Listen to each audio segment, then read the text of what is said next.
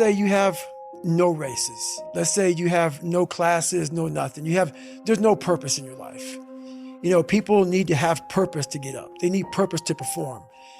You need to get to a point in your life where there's nothing on the docket. There's no 5K. There's no, I'm going to get into school to be this or that and still perform to the highest level. Because what people don't get is one day that thing's going to come up. And if you're not constantly performing without purpose, you're not going to be ready when the time comes. It's this magical thing, purpose, that we're all looking for. But what's funny about it all is that we need these things to perform. But we don't take a second to realize the purpose is always there. The purpose never leaves us because the very purpose is you. You are always the purpose. There may be another purpose, like being a SEAL or going to college or whatever, but the main purpose in life is you. So if you wake up in the morning and you don't want to do something, you don't care enough about yourself. And that's what you need to really research is, man, why am I not doing this for myself? Because that is the number one purpose in life, is to better oneself. So that's the only purpose I fucking need. So the reason I get up every day, even though there's no race or there's no school, or there's nothing in front of me, is because I have pride in myself. The most important conversation. I get a lot of questions, people asking me for help. So I asked them, what have you done to help yourself? Most of them say, I've been working hard. I'm all about being your own fucking hero, but I'm not about kissing your ass. In life, a lot of us believe that we're working much harder than we actually are. We think if we fucking got up early for 4 days, we've earned something. You gotta drop your entitled mindset. It's dead weight. We believe we work harder than we actually have. Trust me, most of us haven't. The one thing in life you gotta realize is this: learn to help yourself. Don't count on other people to help you. Stay hard. You will ever have in your fucking life is the one you have with yourself. You wake up with it, you walk around with it, you go to bed with it. Eventually, you're going to act on it, whether you're good or bad. You have to. That's why the whole thing about this book I have, it's about you. It is about you. It's strictly about you finding who you are. So many people die, live 100 years, never fucking know who they are. Never know who they are. You have to look in that mirror and know there's so much more in here, man. Because I could literally right now be a 300-pound guy spraying for cockroaches still to this day if I did not look in that mirror and say, there has to be more to this. This can't be it. And then willing to go into it, dive deep into it, and give all I have to find it. So that's what all that's about. All right, man, we still got to find 100%. Mm-hmm. You can't run, you can't work out. So that's why I went to school and I became a medic, stuff like that. I started doing I literally reset. So I'm always in constant pursuit of my 100%, whatever that is. If I can't run anymore, I'm going to see what else I can do. So I was real proud of how I handled that when my whole life got stripped from me. And I was at like 20 years in the military, and my life was getting stripped, man. And I couldn't run, I couldn't work out, I couldn't do shit anymore. And I didn't lose my shit.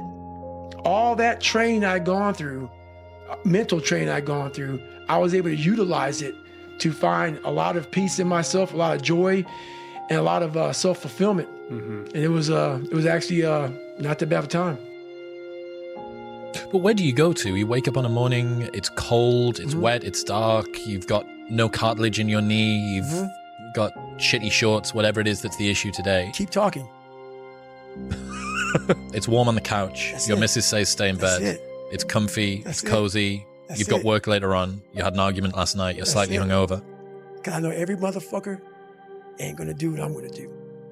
So this is how you level up. That's how you level up. I know there's a whole bunch of people with that right there. That fires me up. That makes me fucking happy, what you just said. That brings joy to my life right there. Why? Because I know there's so many people that have the ability and just refuse to get off that couch. Refuse to study a few more hours. Refuse to go deeper, to go further. And that's where I gained the advantage. It's so easy to be great nowadays, my friend, because most people are weak. Most people don't want to go to that extra mile. Most people don't want to find that extra because it sucks. It's miserable. It's lonely.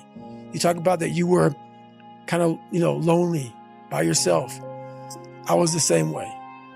And that used to hurt me growing up. Now I fucking thrive in that shit. That's the only place to be. So today, I decided to try to PR my long run. So the first half of the run, I'm feeling great. My mind is clear, nothing going on. Think about nothing but my running pace, what I'm doing, my breathing, everything like that. Get to mile 15, I turn around, and the demons start to creep in. That inevitable wall's creeping up on me. When you push so hard, something's about to give. And I start to give. My mind started to break down. I started feeling my legs starting to hurt. I started feeling dehydrated. Started feeling sorry for myself. Started looking around. No one knows I'm fucking out here running. Why don't you go ahead and just stop? Call your girl, have her pick you up. And that's when I feel like a little bitch. And this is when your mind has to fucking change. You gotta start thinking, I'm the grittiest motherfucker in the world. Your dehydration? Fuck it. Lick your motherfucking lips. Your fucking legs are all sore. You feel like you got shin splints and stress fractures. No, you don't. You got sore fucking legs. Get out of your head and stay hard. So many of us come from these small places in our mind that we're not willing to think outside of only what we've seen. Our mind works in such a small compartment. And one thing I was able to do was to dream. But don't make dreams your fucking master. But I was able to dream outside those fucking four walls of that small town.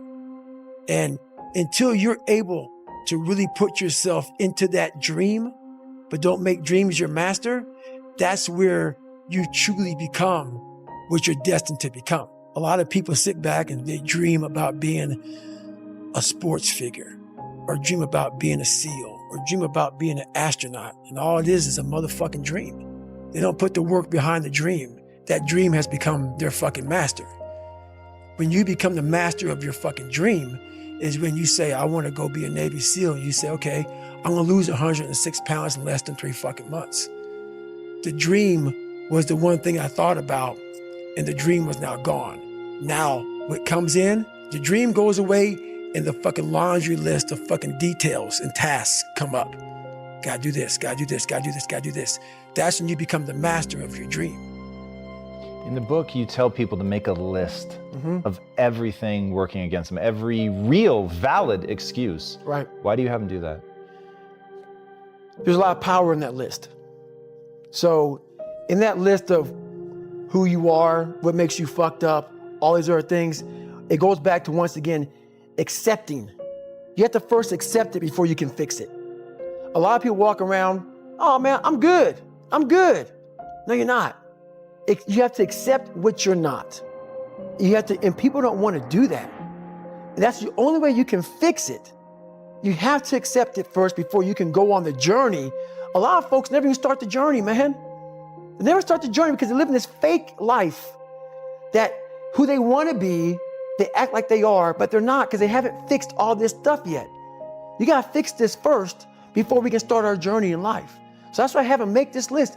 You fix these problems, now your journey can begin because you no longer care about how people are judging you. When you care more about how someone's judging you, you're going to stay right there. There's no forward momentum. So that's the whole thing about that list. So let's say the first one is you're not the smartest person in school. I had that issue. So my big thing was how I addressed that problem was I had to sit down. Each thing that is wrong with you has to be a focal point. You can't look at this gigantic list and say, I got to change all this shit. My God, this is crazy. No. You take off the first one. I want to be smarter. For me, that was my thing. I have to become more intelligent. I have such a severe learning disability, man. I can't retain shit. I had to now get that one thing and then strategize in that one problem. How can I do this? I'm not going to learn like you. I'm not going to learn like anybody else. How am I going to figure this out? So I then figured out, okay, Where are my strengths here? Where are my weaknesses in learning? All right, man, how am I going to do this? And I figured out a way to do it by just strategizing. So how I learn to this day, if I have a big manual to study, I will have to get a bunch of spiral notebooks from the daggone store. And each page, I have to write each page out, maybe 10 times. So there was a 1,000-page dive manual that I got 18 months before I went to dive school. Most people, I'm not smart, I'm gonna go see if I can pass this test. I realized, hang on a second, I'm not smart. How can I get past this? How can I get through this obstacle? I need to acquire this book 18 months in advance because it could take me 18 months to write down each page over and over again to then put it to memory. So when the question came up, I had written that question so many times down on paper that I can recall, okay, page 71 was where I remember seeing this, and I can recall it that way. And that's how I did it. So you got to strategize on each problem you have in life. Slowly break down that problem. Don't think about all the problems you have, just one at a time. And before you know it, you fix all these problems, but you cannot focus on all of them, just on the one thing at a time.